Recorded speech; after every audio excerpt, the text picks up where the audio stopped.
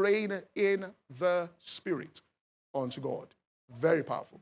And when you pray in the Spirit that way, just ask him in your known tongue, Lord, in the course of the day, in the course of every day, give me the interpretation of these things that I've prayed about. And you'll start having light bulb experiences there. You know, when I talked about him, Terry Law, the worship leader, when he was in the midst of doing God's work and all of that, worshiping, being banned on, he got a phone call. They told him his wife had died in a car accident. He said everything's shattered. He went back to Tulsa there, and it was like his whole world was shattered. He didn't know what to do. How could this have happened? I was serving you, God. I was doing this. How could this? And losing a loved one is the most difficult thing to any faith person. That's the most.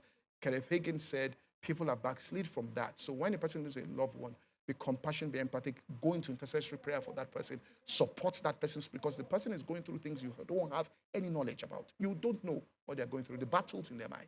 And he said he remembered that Dr. Roberts had lost his child in a plane crash. So he went to see him. And Roberts looked at him and said, I know the pain you are feeling. He said, plant it as a seed. But that's it. That's it. This is for another day. He now called him and said, look out of this window. He said, yeah. He said, look at everything you see, all the City of Faith, the university. He said, all this came out of crisis times in my life. Everything you see today.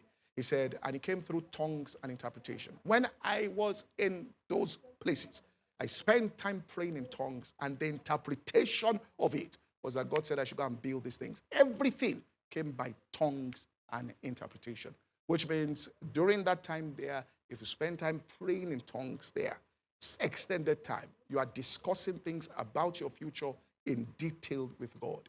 And if only those secret codes, it could be decoded to you, you could see it, you are made. Because then you position yourself where you ought to be. And what happens is the manifestation comes.